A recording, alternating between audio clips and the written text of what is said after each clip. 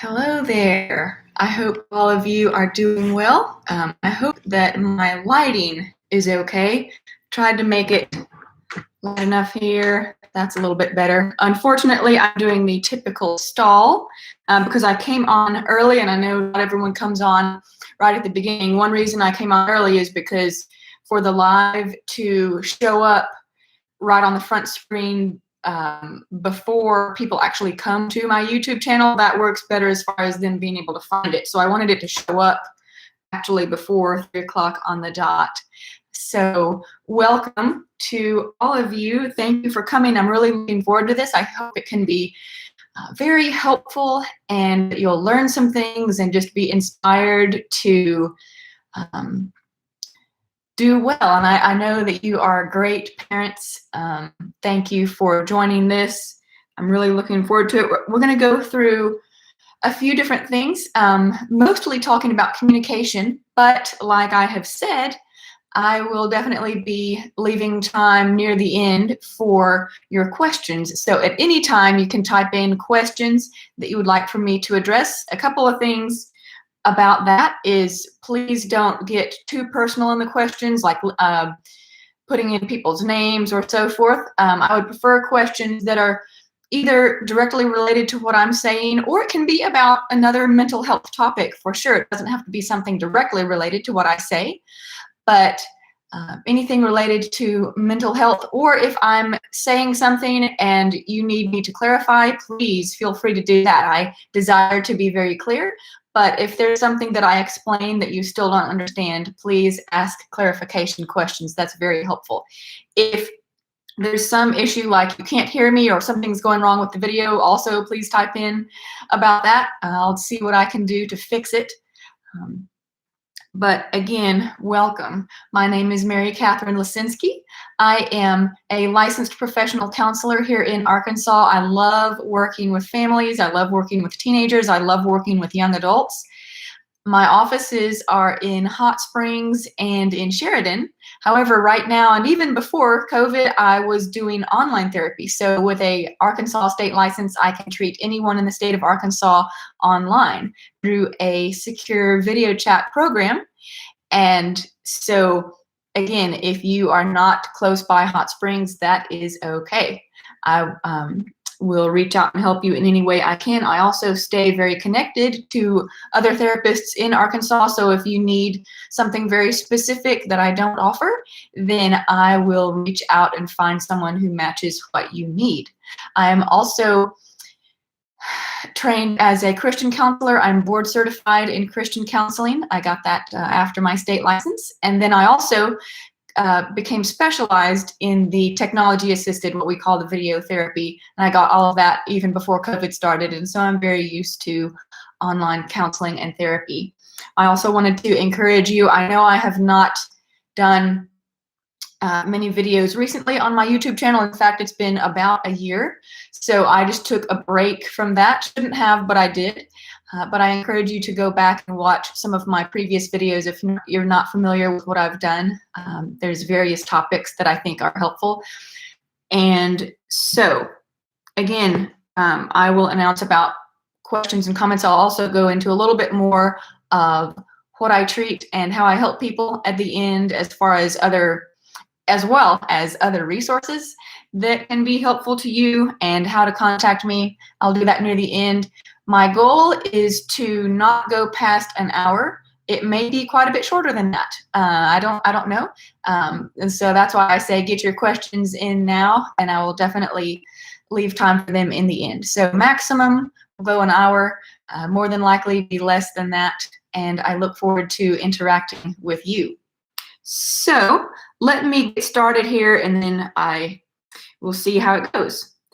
So first of all, I want to just go over some basic communication things, and that would be one very helpful thing, especially when you are communicating about something that is important or communicating about something that is emotionally charged, as I would call, that emotions come up when this topic is discussed.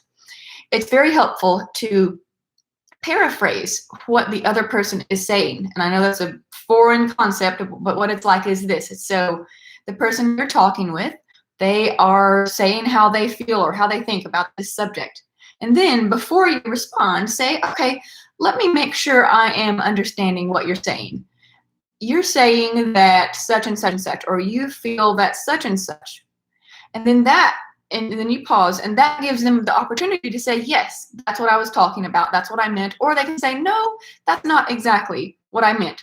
But the purpose and the good thing about it is this: when you paraphrase it in your own words, number one, the other person knows that you are listening.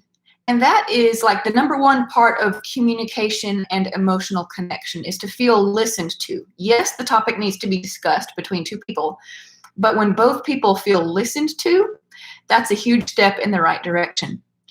So then, they get the opportunity to say, yes, that's what I meant, or no, that's not what I meant. Let me clarify for you. So then they can clarify and use different words or use longer sentences or whatever they need. Then it's your turn to respond and say, well, here's how I think about it. And you go through yours. And then they can in turn say, okay, yes, what I heard you saying was such and such. And they go through, and then you have the opportunity to say, yes, that's what I meant, or no, let me clarify further. So while, yes, it makes communication take a lot longer, it's definitely worth it to, number one, feel heard, feel understood.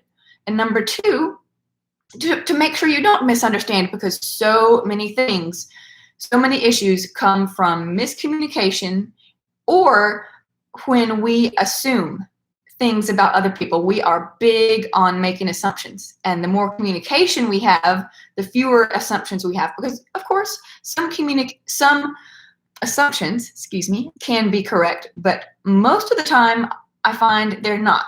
As much as we think we know, we get this sort of cognitive distortion is what it's called, a wrong thinking that says, I can know what you're thinking. I know what's in your brain. Well, we probably don't. So we ask and say, what are you thinking about this? Can you explain to me why you did that, and so forth. And so it's just more talking, actually, done the right way, leads to less conflict. Some people get to the point, unfortunately, where they say, when we talk, we argue, so we just avoid talking. And I'm like, oh dear, that's not a good way to handle it. What you need to do is learn to talk well. So speaking of that, I wanted to just address counseling in general. And I would love for people to think of counseling, to think that it is learning emotional skills, because that's really what it is, a large part of it. Learning how to handle your own emotions, and then learning how to interact with other people and handle their emotions too, to be able to respond in a healthy way. So counseling is not just about going into past traumas and so forth. Yes, that can be a part of counseling, but for so many people, it is so beneficial to learn emotional skills. And if we can see learning emotional skills like we see learning sewing skills or basketball skills, things like that, and say, yes, I want to get better skilled at this. And what better thing than our own emotions, how we experience life, our emotions and our thoughts, how we interpret things dictates how we experience life. And so if we want to experience life in a calmer, more peaceful, better relationships type of way, we need to learn skills. And so I would love for you to have that as a takeaway from today as well. So back to communication. Another part of it is this: when you want to address someone about a difficult topic that you think probably one or both of us is going to get upset, what you also can do is go to the other person and say, what's a good time of day or day of the week to speak with you about difficult topics? Because we want to talk when we're both in a good mood, when we both have some energy at least. I know parenting is tough, and so we can feel tired a lot, but saying, when we have something important, we need to put importance around it. And so saying, when is a good time to discuss things that need to be resolved, that need decisions? So time and also place, figuring those out. And if we plan those ahead of time, that can really help with communication.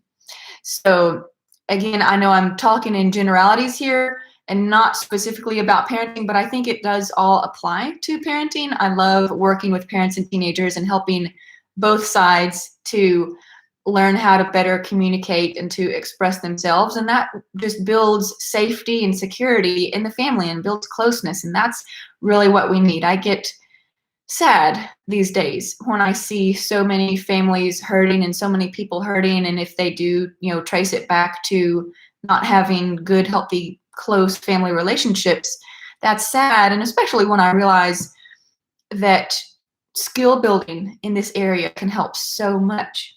So anyway, one other thing is when there is a conversation, when you have arguing, when you're starting to get emotional and get upset, is to take a pause. Now, the important thing here is not to say we're going to stop talking about this. What we need to say is we need to pause this conversation, or I need to pause and come back after I have calmed down emotionally. So let me explain the science behind that. I've got a picture here. Now, this, and hold it up hopefully where you can see it well, is obviously a drawing of a cross-section of a brain. This is the front, where your face would be, and this is the back of your head and your neck down here, of course, okay? So when we become emotional, especially with anxiety or anger is what I'm particularly talking about here, but it can be, fear, sadness, whatever. Our emotions are housed in our limbic system, and our limbic system is made up of several structures right in the middle here, okay? So when a person is highly emotional, if they were to get in a brain scan machine such as an MRI or a SPECT scan machine, this part of their brain would be what they would call lighting up. You would see activity here. Now, the problem is when we get all angry like this, it's harder to communicate. It's harder to see the other person's point of view. And the reason for that is, I'm going to point out this part of your brain. This is, right behind your forehead right here. This part of your brain is responsible for logical and rational thinking, okay? And so obviously we want that. The problem is when this part of your brain is activated, this part is not, okay? It's pretty much an either or, not 100%, but pretty much is either or. And so no wonder when we're angry, we kind of, almost have to like really search for the words, or we can't even access the words of how to describe. The reason for that is we can't access this part of our brain that's about communication and logic and reasoning. We can't get there. So what we have to do is calm this part down first before we can get here. So practically speaking, when you or the person that you're talking to, or two children that you're observing, and they start to squabble and get upset, you need to say, okay, pause time. Now, the important part of that is I'm not telling you how long the pause has to be. Maybe the pause needs to be 5 minutes. Maybe it needs to be 5 hours. Maybe it needs to be 5 days. I don't know. That's up to the people to decide how long do we both need to calm down before we can come back in a logical and rational way to discuss this. So, important part, saying, okay, we're going to pause. We are coming back to this subject. We're not dismissing it. We're not saying it's not important. We're not saying we're forgetting it. We're saying that it's so important, we've got to pause so that we can both be at our best in discussing this. So I encourage you to practice that within your family, to say, even to come together and have a family meeting and say, hey, when two people start to escalate their voices, a third person can come in and respectfully say, hey, can the two of you take a pause? Can you come back to this? Can you pause and come back later and say, we're going to hold each other accountable for learning to pause and learning that when we're angry, we can't have good outcomes of communication. So that's a great thing. Now, along with communication, obviously that is communicating with other people. We also communicate with ourselves. Our self-talk and how we talk to ourselves has a big impact on how we feel and how we communicate with others. And so watching out for how you talk to yourself, and it really, we talk to ourselves and give ourselves feedback way more than we typically realize. We typically talk to ourselves or have more sentences running in our head that is directed to ourselves than sentences that come out as words directed towards other people. So realizing that, hey, my own way that I talk to myself is really important in directing how I feel and how I'm handling my day. So watching out for if you have thoughts, such as I'm a failure as a mom, or I can't do this, or any kind of negative thought that is, especially putting a label on yourself, but any other negative thoughts, you're saying, you know what, I need to listen to how I talk to myself. And if the way that I talk to myself is making me feel worse, then that's not healthy. While I can acknowledge that I feel that way, I don't need to declare those things about myself. I don't need to further entrench myself in those things. I need to learn to talk to myself with grace and in ways that are healthy. We, learn so much, and especially as Christians, for those of you listening who are Christians, we hear so much about treat others with kindness and love, and that is 100% right. That we do need to watch how we treat other people and to be loving and kind towards them. At the same time, we need to realize that I am a people too.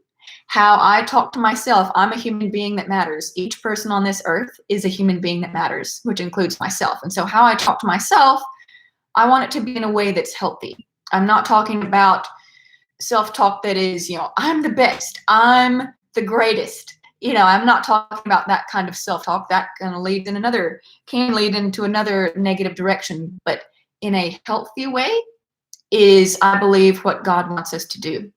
And so watching that. Also, another big issue is to think about how we are responsible for our own emotions. And especially this is helpful in teaching your kids. When you have kids, which I'm assuming if you're watching this, you're a parent and you have kids, you need to do a lot of teaching them, especially when they're young, but at any age, how to handle their own emotions and how to respond to other people's emotions. So when you teach them that their emotions, their reactions are their responsibility, and no one else can make them continue to feel a certain way. Now, let me explain this because this can be a little shaky at first. So when something difficult happens to a child, of course, they're going to feel hurt, sad, angry right at first. But eventually it becomes their choice whether they stay angry at that person or whether they choose to let the anger go and forgive. And so obviously that applies to us as adults as well, but I'm speaking here in reference to parenting and children. And so when children learn, hey, I'm responsible for how I feel on the inside. I can be in charge. I can choose. It's not this other person who is in charge and who can make me feel a certain way. They can do things, unfortunately, that are not good, but I get to choose how to react, and I want to react in a way that is healthy and right for me. So the same as goes for us as adults, and that is just a huge thing. Learning responsibility of emotion and that we have choices is a great thing. Just a quick reminder here as we are in, if you have questions, you can type them in live. I don't see any yet, and that's okay. There may not be any, and that's all right. But if you do have questions, please go ahead and put those in. Also, if you need me to clarify something, please ask for clarification for something that I've said. I do my best to communicate very well, but if you need clarification, please ask, and I will try to explain better. I will also, near the end, give a few recommendations and also how to contact me, and I will reiterate my contact information and more about my business at the end here. So, okay, back to this. Let's see here. Here is another great thing that I think families can use, and you can find this on just Googling, looking up. Okay, this, let me put it a little bit closer. This is a feelings wheel, or as it says, Wheel of Emotions. And I hope you can read it. I hope it's not backwards for you. I hope it'll be all right. This is a great thing to put on your refrigerator or put in your schoolroom for your kids. Ways to teach them lots of words about emotions, because especially when they're young, they need to be learning emotional vocabulary. I think that's great to put that in as part of your, spelling words, vocabulary words, literature, watching out for emotion words, because the more specific a child can be about how they're feeling, the more you can help them and the more you can help them to express. And so I'm sure you can think of games to play with this, or memory games or matching games, anything like that. I'll say this as well. If you look this up online, put in feelings wheel or wheel of emotions, you're going to find several different ones. Some will have 6 words here in the middle instead of 4. There's no right or wrong one. These will be made by various people, counselors, psychologists, whoever. And so there's no one consensus on what all of these words should be. But anyway, I found this one to be helpful, and you can see it pretty well. And so I think it's a neat thing to use as families, because you want your kids to be able to express themselves. And so let me go into a little bit more just about the parent-child relationship. I know it can be difficult. I know it can be wearying, especially if you have several children or if you're homeschooling. It's hard. But just knowing that you are doing a great job when you are teaching them about emotions. So let me give a few examples. When you get together with other families, or when you go to church, or in any social situations, when you come back home or when you're in the car, you can make observations about how you saw people treating each other, how you saw people talking. You can talk about your own family and how you saw your kids acting, and say, hey, this was a great example. Did you see this? How this person was able to verbalize their emotions well? Or did you see that, where that person kind of made a mistake? Can we think of how that person could have handled that situation better? Just going through that really helps kids. I think that sometimes parents just think that kids pick up on things, or they notice things that they really don't. And so when you are able to review with them real live examples of communication and talking about things and saying, how could that person have communicated better, or I thought that was great, that is wonderful. And other ways would be, when you personally, as the parent, go through something that is difficult, sharing that, in an age-appropriate way with your child, and saying, such and such happened to me today, and here's how I reacted, and here's how I handled it well, here's how I could have handled it better. Giving them examples and teaching them about how other people affect you and how you respond to other people. Just going through that, just talking through that. And that seems boring. It seems unnecessary. It seems not fun. But you're really, again, teaching them those emotional skills that they need, that will really help them with their relationships with their siblings, friends, eventually their coworkers. Like, I can't stress enough, because I work with teenagers and adults, and I can't stress enough how difficult it is when adults have not learned these emotional skills, whether you call them emotional skills, or I could also call them emotional self-control skills. When anyone doesn't have them, it's difficult, but when adults make it to adulthood without these skills, they really suffer and struggle. And so just know that the time that you spend teaching your child about emotions, helping your child to express their emotions, and then the other part is saying, okay, once you've expressed this emotion, what are you also thinking about this situation? Because when something happens to us, we have feelings, we have an emotional reaction to it. We also internalize certain thoughts. We interpret the situation. And for children, many times they interpret situations in an unhealthy way. Either they interpret something negative about themselves, negative about other people, or just something that's not correct about how things work. So that's why it's important to process events with children and say, what were you thinking when this was going on? When you were feeling this, what were you thinking? What do you think now about this situation? Because then that gives you the opportunity to help them correct that. And that way they don't keep it inside and they don't start operating on those negative, unhealthy quote truths that they internalized. Again, adults need to help children to interpret situations correctly, and that will go a long way in helping your child to be emotionally healthy. So let's see here.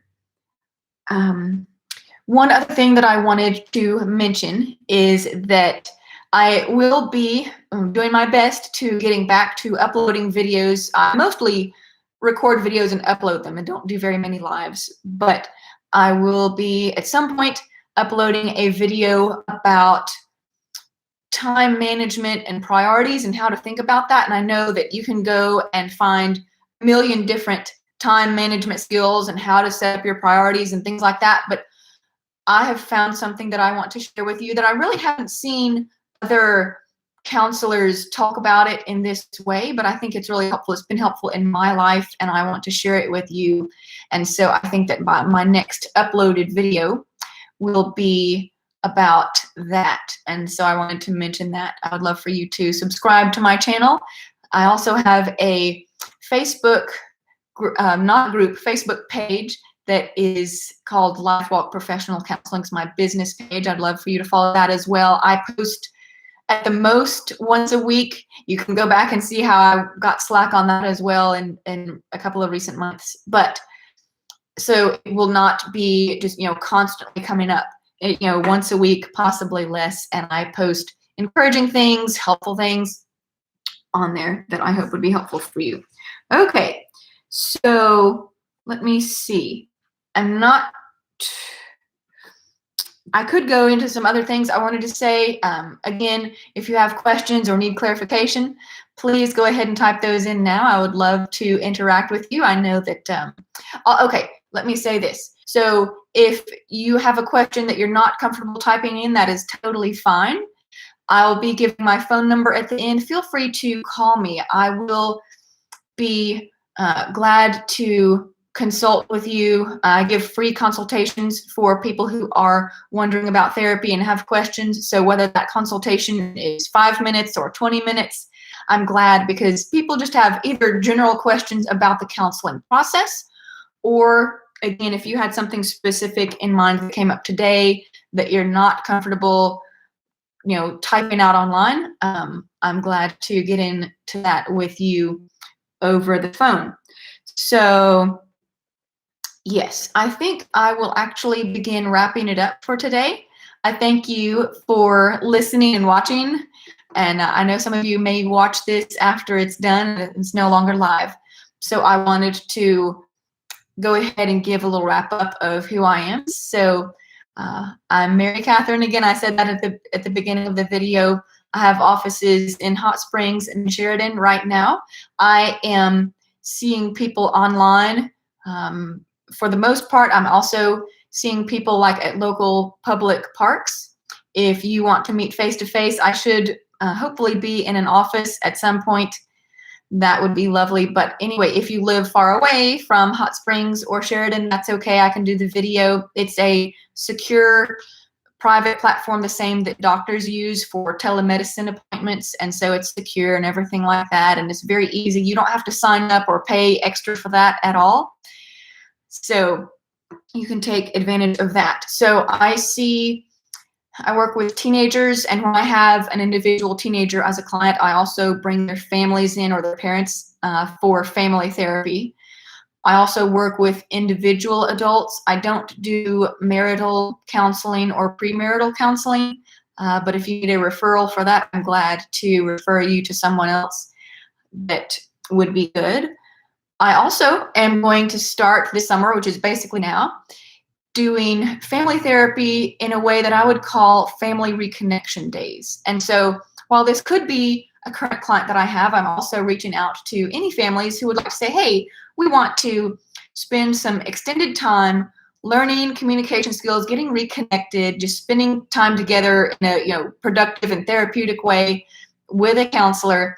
And so what that might look like is from 9 to 12 on a Saturday, or from 1 to 4 on a Saturday, and we would meet probably at a park, and part of it would be me teaching, part of it would be you practicing in front of me and doing these skills, and part of it would just be interactive activities where I can also just give immediate feedback on what I see the family doing, how I see it's going well, how I see it can improve. And so that immediate feedback in kind of a real life situation I find can be helpful for families. So again, this could be a current client of mine or any family who says, hey, we don't necessarily need therapy, but we would love to learn more of these skills and get specific feedback. And so you're not necessarily committing for therapy or signing one person up. You're just saying, we're going to go as a family and make this a priority to learn to communicate better, to learn to connect with each other, to support each other, and learn some of these skills, just like I talked about earlier. Skill learning is a great thing and can really help prevent mental health issues and emotional suffering from coming up in the first place. These skills are preventive. And so what better way to spend your time than to say, we're going to make relationships an important aspect of our family life and how we operate as a family. So let's see if there was anything else I wanted to go over. I don't think so. I know there's so much more I could say. I just want to encourage you. Obviously, if you are watching this video, you are wanting things to improve for your family. You're wanting relationships to improve. And so I applaud you for that. And just to encourage you that time spent interacting with your child, with your teenager, time spent explaining how emotions work, how we take responsibility for our own emotions, how we have choices in how we react, that's huge and is such a gift to your child. And those things that you teach your child about emotions and how to handle them, they take that through the rest of their life. And so I tell that to clients as well. When a client comes to therapy, I tell them, these skills you're going to take for the rest of your life. It's not going to just benefit you while you're in therapy. You're going to use these skills in many different life situations with many different people, and they're your skills to take forever. And so I love that part of therapy, that you come to therapy, you learn, and it benefits you for the rest of your life. And I love that about it. So if you want to connect with me, my website is lifewalkpc.com. And my phone number is 501-547-1347. I'm also on Facebook, but that's not a way to reach out to me. Don't message me through there trying to set up a therapy appointment. That's just, I'm there. I wanted to let you know, as well as having this YouTube channel. But again, you can go to lifewalkpc.com and find more about me there. I have a couple of my YouTube videos posted there. I have enjoyed today. Thank you for participating, and just give me a call. We can chat about things. I want to clarify things for you, explain therapy, all of that. Just give me a call. I think it's so worth it to do wonderful things for your family, relationally and emotionally. And I hope that you have a blessed rest of your Tuesday. Thank you.